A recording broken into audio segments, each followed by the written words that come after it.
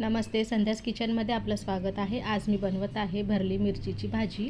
तर भाजी आहे ना खूपच उत्तम आणि चविष्ट बनलेली आहे। तर या मिरचीपासून ना भजे किंवा मिरची वडे खूप उत्तम लागतात। तर आज आपण भरली मिरचीची भाजी बनवणार आहोत। तर चला तर मग रेसिपीला सुरुवात करू। तर अशा पद्धतीच्या मिरच्या घेतलेल्या आहेत आणि ना चमच्याच्या साहाय्याने आतमधल्या ज्या बिया आहेत ना त्या मी काढून घेतलेल्या आहेत। तर आता ना वाटण तयार करू फोडणीसाठी। तर तिथे मी घेतलेले आहेत 7 ते 8 लसणाच्या पाकळ्या, अर्धा इंच आलं असे बारीक तुकडे करून घेतलेले आहेत, म्हणजे मिक्सरला छान वाटले जातात।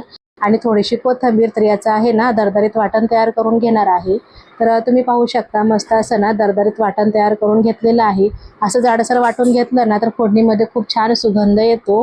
तर आता ना मसाल्याची तयारी करून घेणार आहे। तर त्यासाठी ना मी इथे घेतलेलं आहे मिक्सरचं मोठं भांडं आणि अर्धा वाटी घेतलेले आहेत भाजलेले शेंगदाणे। तर शेंगदाणे आहेत ना छान खमंग भाजून घेतलेले आहेत।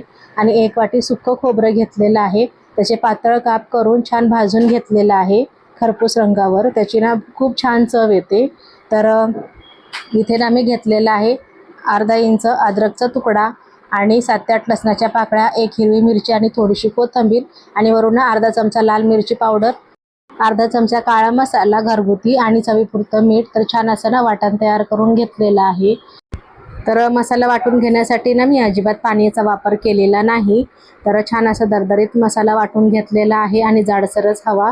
तर भरली मिरची करताना खूप छान टेस्ट लागते। तर यामधला थोडासा मसाला आहे ना मी बाजूला काढून ठेवते आणि मी पुढे दाखवतेच हा मसाला मी कधी वापरणार आहे तो। मसाल्यामध्ये पाणी घालून वाटलं ना तर अजिबात मिरचीमध्ये मसाला राहत नाही, तो निघून जातो। तर आता ह्या मिरच्या आहेत ना तर यामध्ये छान असं भरून घेणार आहे।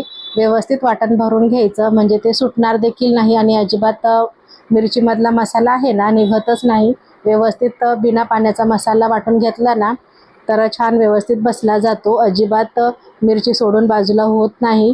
तर तुम्ही पाहू शकता मी अशा पद्धतीने ना छान दाबून मसाला भरून घेत आहे। तर आता अशाच पद्धतीने सगळ्या मिरचीमध्ये ना मसाला भरून घेणार आहे। तर पहा सर्व मिरच्या आहेत ना तयार झालेल्या आहेत। तर आता ना ज्या भरलेल्या मिरच्या आहेत ना त्या फ्राय करून घेऊ। त्यासाठी ना पॅनमध्ये तेल गरम करून घेतलेलं आहे आणि सर्व मिरच्या आहेत ना एक पॅनमध्ये ठेवून छान फ्राय करून घेणार आहे। आणि गॅस आहे ना मी कमी ते मध्यमच करून छान मिरच्या फ्राय करून घेणार आहे। तर यावर ना 2 ते 3 मिनिटासाठी झाकण लावून ठेवून देते। तर 2 ते 3 मिनिटानंतर पाहू शकता मस्त अशा मिरच्या ना तयार झालेल्या आहेत खालून।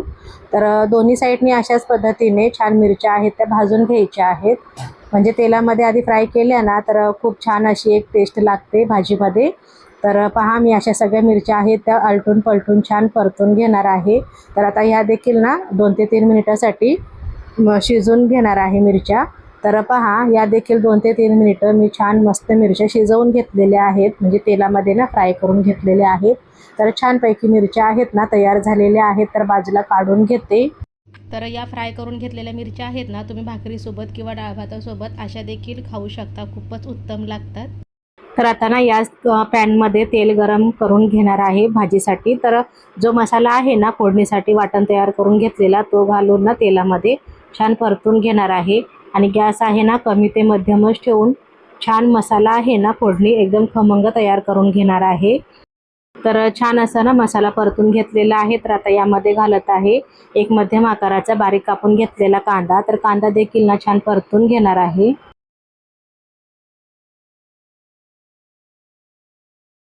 तर पहा कांदा मस्त असा परतून घेतलेला आहे। तर आता यामध्ये घालत आहे एक बारीक कापून घेतलेला टमाटर। तर टमाटर देखील ना मऊ होईपर्यंत मस्त असं परतून घेणार आहे। तर फोडणीमधले टमाटर आहेत ना लवकर शिजावेत म्हणून ना यामध्ये मी थोडंसं मीठ घालत आहे। तर मीठ घातलं ना तर लवकरच टमाटर शिजले जातात, जास्त वेळ लागत नाही। तर छान असं ना मऊ करून घेणार आहे आता टमाटर। तर टमाटर छान मऊ झालेले आहेत। तर आता यामध्ये घालत आहे सुके मसाले। तर त्यासाठी मी इथे घेतलेली आहे पाव चमचा हळदी पावडर आणि पाव चमचापेक्षा थोडीशी जास्त लाल मिरची पावडर आणि पाव चमचापेक्षा थोडीशी जास्त अशी काळा मसाला, घरगुती काळा मसाला आणि थोडासा ना जिरा पावडर घालत आहे। तर तिखट मसाले आहेत ना तर तुम्ही तुमच्या आवडीनुसार कमी जास्त करू शकता।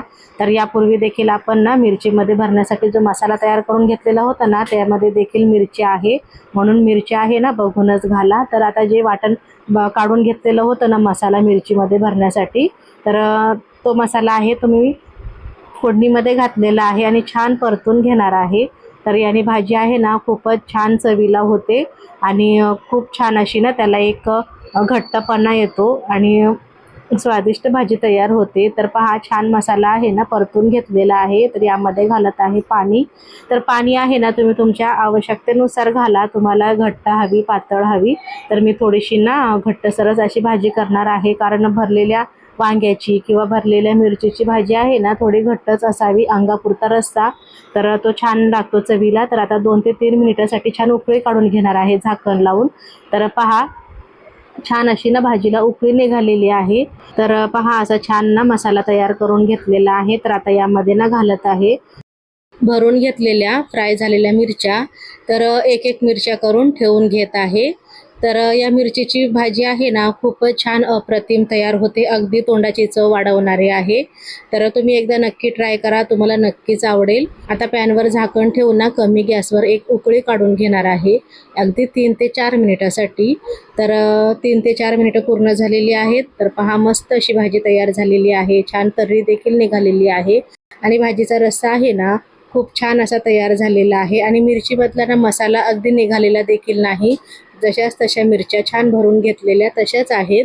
थोडीशी कापून घेतलेली कोथिंबीर घालते। तुम्हाला आजची रेसिपी कशी वाटली मला कमेंट करून नक्की सांगा। तर पहा मस्त ना भरून घेतलेल्या मिरचीची भाजी तयार आहे। तुम्हाला जर माझी रेसिपी आवडली असेल तर रेसिपीला लाईक करा, व्हिडिओ शेअर करा आणि सबस्क्राईब करा।